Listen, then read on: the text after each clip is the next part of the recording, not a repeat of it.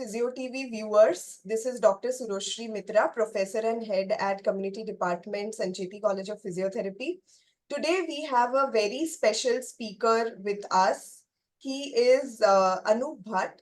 Sir is Assistant Professor at Manipal College of Health Professions in the Physiotherapy Department, and he is in Manipal Academy of Higher Education. Sir is also an alumni of Manipal Institute, and his specialization is in cardiorespiratory and pulmonary physiotherapy.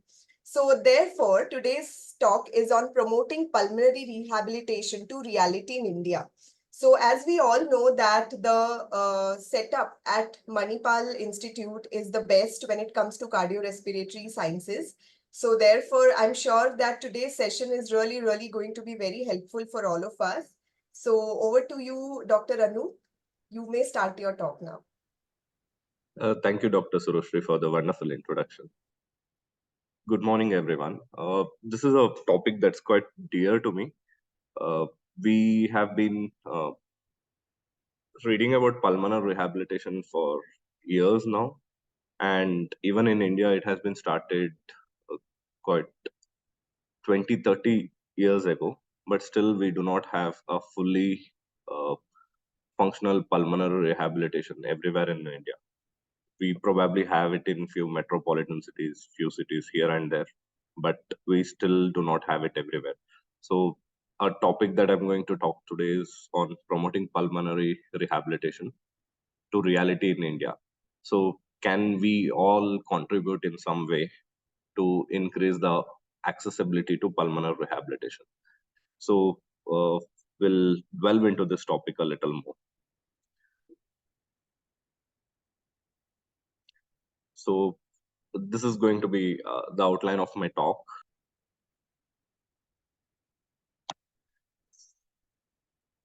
Have no conflict of interest. Okay. So pulmonary rehabilitation in the global scenario has started in 1950s, and it has evolved to be a very comprehensive therapy ever since then.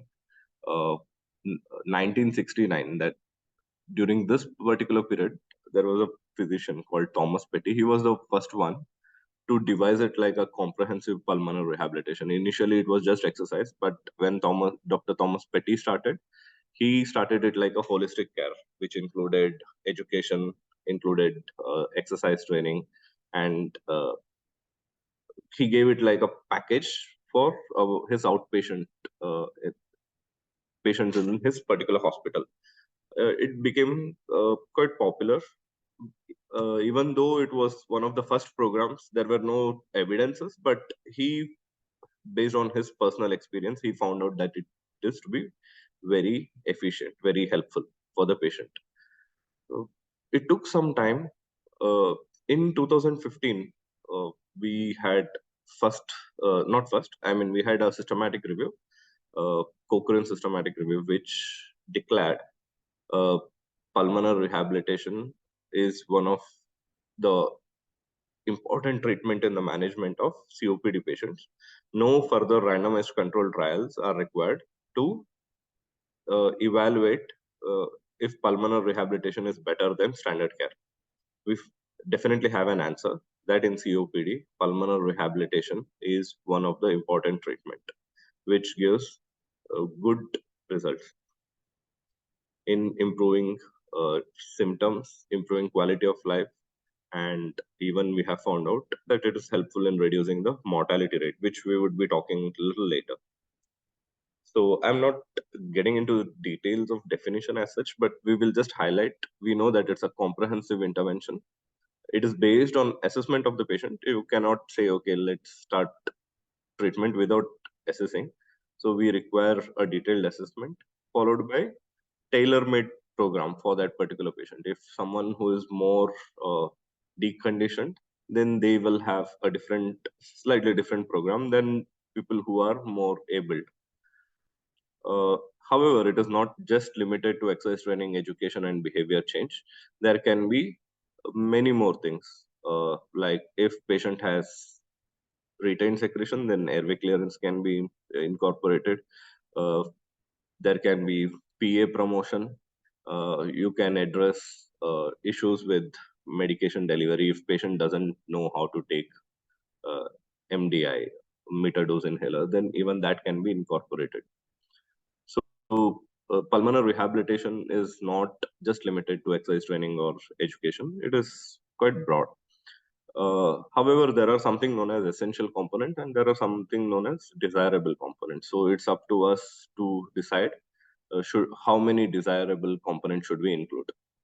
And what is the purpose of pulmonary rehabilitation? It is to improve physical and psychological condition, and particularly used in chronic respiratory disease. As we must all be aware, majority of the references or majority of the evidence for pulmonary rehabilitation comes from COPD.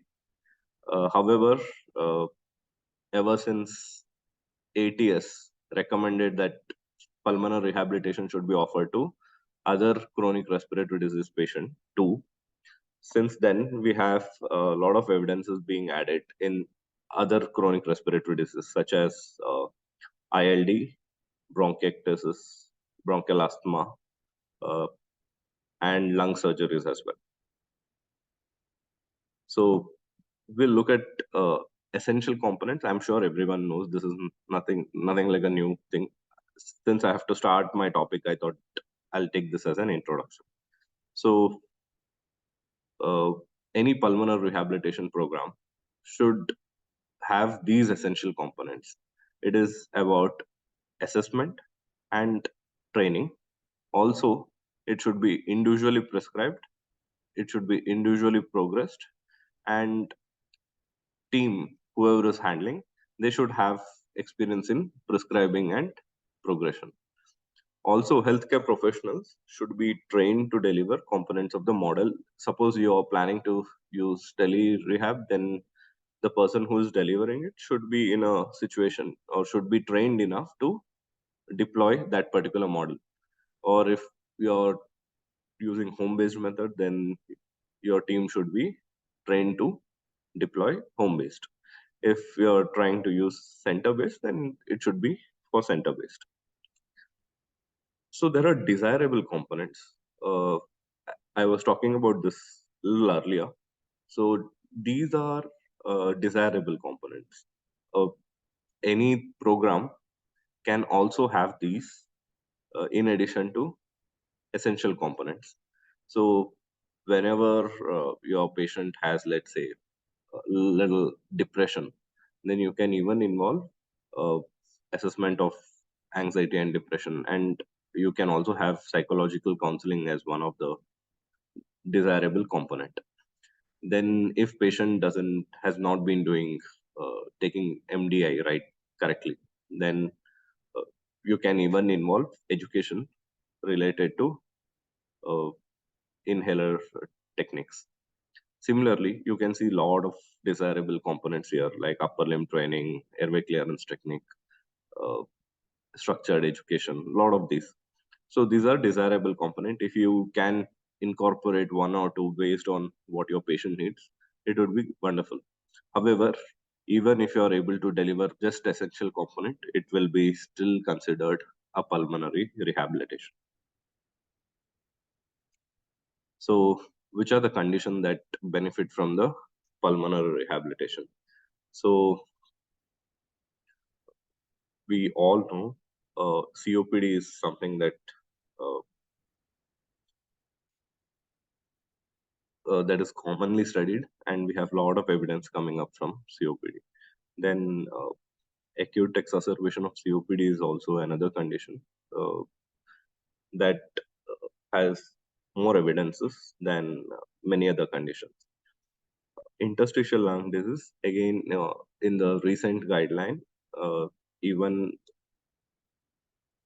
uh, the evidence for interstitial lung disease also is quite high, and ATS recommends uh, pulmonary rehabilitation for interstitial lung diseases as well with higher confidence. Whereas in bronchiectasis, cystic fibrosis studies are still going on. It still recommends, but uh, it still requires more evidence to be more confident in deciding whether it should be definitely given to all the patients. pulmonary hypertension, lung cancer, lung volume reduction surgery, and lung transplantation. These are some other conditions who may benefit from pulmonary rehabilitation.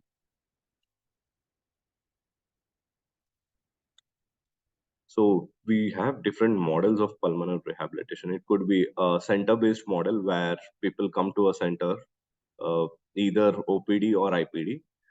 If it is OPD-based rehab model, then person comes once or twice in a week to exercise in the center, then goes back home. Whereas in an IPD setup, the patient gets admitted, performs exercise, stays in the hospital. These are particularly helpful in people who are very deconditioned and very symptomatic, and they are discharged after certain days of program. Then we have home-based model where people come to center to get evaluated and they receive a prescription, and a therapist may visit them at home during few of the exercise session, or they may do it on a video call or once in a while.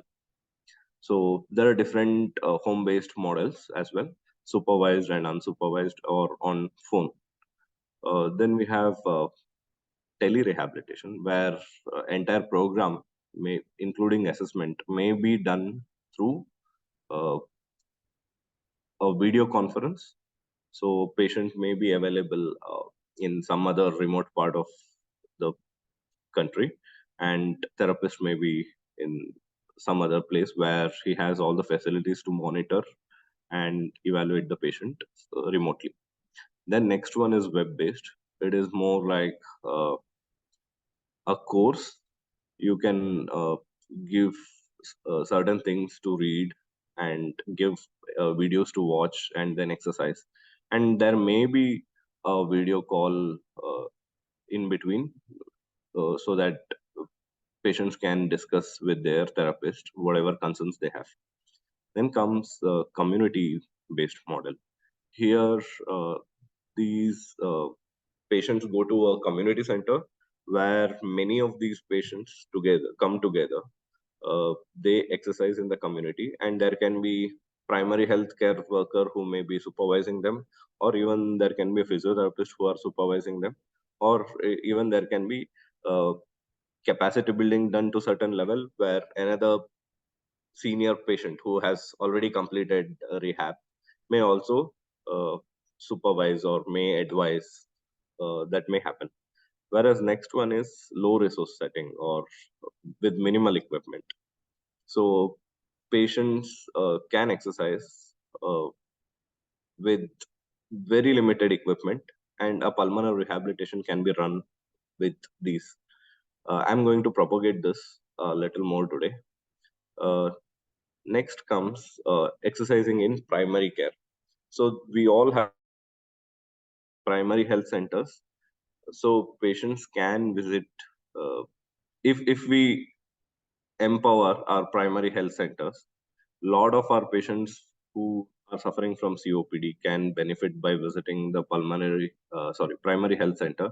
And if they can exercise there for half an hour on one or 2 days in a week, then they do not have to go to a bigger hospital or a bigger clinic to undergo their pulmonary rehabilitation. So there are places where they have tried, of course not in India, where they have tried uh, pulmonary rehabilitation in a primary health center. Okay, and there are breathlessness clinics as well. This also a type of PR that is published in the ATS. This is particularly for those patients who have both COPD as well as a cardiac disease, like congestive heart failure. Uh, Generally, what are the outcomes that show improvement? So one of the outcomes that show improvement is symptoms. Most often patients report that their symptoms of breathlessness, fatigue, cough, all of these get better after completing the pulmonary rehabilitation. Their exercise capacity improves way better after the pulmonary rehabilitation. Quality of life is one of the outcomes which also show improvement. Reduced expenditure, health related expenditure, that is also benefit that patients see after finishing the pulmonary rehabilitation. Reduced hospitalization and decreased mortality. All of these are some of the improvements that are found out, and we have evidence now to tell for sure, yeah, these improvements are seen, particularly in COPD patients. So what is the current status of PR in India? As this doesn't require a slide, we all know, even in developed countries, the availability is about 50%, whereas in India, it is very minimal. If you see the number of population the India has and number of PR centers that are available, it's probably too low. Probably cannot cater majority of the patients. So in India, the concept of PR, as I said, it was adopted into COPD care in 1990s in southern part of India and even in Mumbai. But it even now, that is today 2024, we do not have full-fledged pulmonary rehabilitation across India. We have very few centers, so we are still lagging back. So effective implementation of pulmonary rehabilitation in India is still lacking. In an unpublished survey, conducted by one of our students, we conducted this survey pan India. We had only 227 physiotherapists responding, and no, not we had about I guess 600 physios responding, whereas only 227 responded that they gave pulmonary rehabilitation. And about in another study, which is also unpublished, we are in a process of publishing this. We had 114 pulmonologists who responded to the survey. Only 53 told that they are associated with the pulmonary rehab center. So we can see, compare just India's population and see the numbers here. So patients that are considered in India as of now for pulmonary rehabilitation, mostly it is COPD, asthma, post-COVID patients, ICU survivors, and restrictive lung disease, lung volume reduction surgeries. This is again based on the survey that we conducted. So what is happening? So don't we have enough patients in India? Should we, is it problem only with the Western countries? No. We have been called as COPD capital of the world by Dr. Sandeep Salvi in 2020. He published a small piece on COPD in Economic Times, where he told we are soon going to become COPD capital of the world. And asthma in India, this is one of the very frequently diagnosed condition. If you go to a pulmonologist office, I think if you compare all other diseases, I think asthma would top. Then another thing, tuberculosis in India. I think even though the new cases are slowing down, we have lesser cases day by day, but still we have the highest burden of TB in the entire world. We contribute to 27% of all the TB cases in the world. So, whereas when we compare other diseases, you can see whenever a map becomes dark red or darker shades of red, it means the prevalence has increased. So this, the first on the left hand side that we have is of 1990. So you can see a lot of blue marks on the map, whereas when it comes to 2016, all have become red. That means the prevalence have been increasing when you compare it from 1990 to 2016. So burden of respiratory diseases. So these are problematic even in India. So in India, we spend about 100,000 crore rupees per annum in India for management of COPD. Patients visiting private hospital or semi-private clinics for OPD visits, they spend about 20,000 INR per annum. This goes beyond 50,000 if it is for admission. So patients visiting government hospital spend about 15,000, that is 14,605 per annum, uh, on if it is an OPD visit.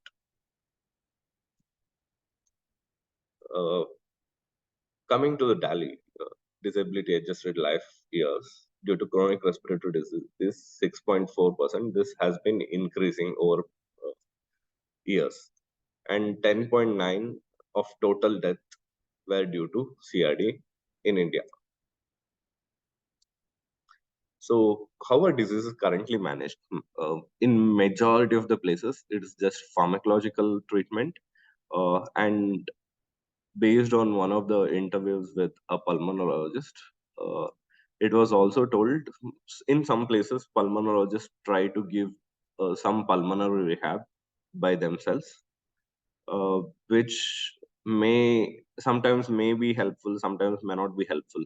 And based on their loads, they may not be able to spend a lot of time on these patients as well. Why do pulmonologists prescribe exercise?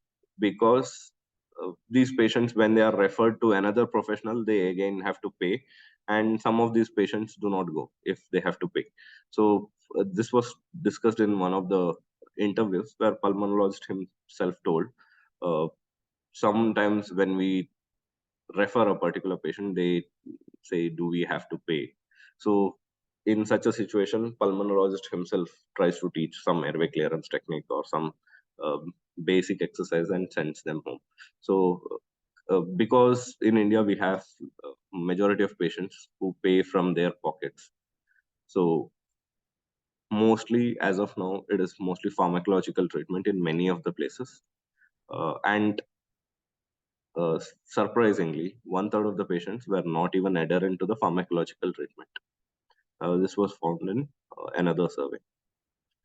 So, why is there a need to promote pulmonary rehabilitation in India? Yes, of course. We have of the total global DALI due to chronic respiratory disease, 32% occurred in India. Given the clinical benefits of pulmonary rehabilitation in improving symptoms, exercise capacity, particularly reduced hospitalization. Uh, I often discuss about this hospitalization more often. Uh, one single admission uh, to hospital would probably cost 50,000 to 1 lakh in a uh, say a subsidized hospital, whereas if in a corporate hospital it may take several lakhs. So even if one exacerbation is reduced, that would contribute to significant saving. And even we know with PR, mortality benefits are also there. People uh, survive longer uh, once they undergo pulmonary rehabilitation and maintain it. So other healthcare costs can also be reduced. So this could be a strong enough reason why PR should be promoted and it should be implemented. I think everyone would agree with this. So we have several studies that have successfully implemented PR in even in India, even in rural places, even in limited resources. They have given some sort of pulmonary rehabilitation across India. Uh, I mean, in particular researchers, and they have found beneficial effects. Even though these numbers are very minimal, I wouldn't say that we have 50 studies or 100 studies. We have very minimal. You can say handful of studies. Uh, Coming to PR, we definitely know PR is underutilized. Access to PR is very limited in India. Many of these PR centers available only in the metropolitan cities. Uh, of course, there are few exceptions to these, but we definitely know if you go to rural places, there is no access to Forget about pulmonary rehabilitation. We probably do not have physios only in few of the rural areas. So most of the population resides in rural India or smaller cities where the facilities for PR is not available.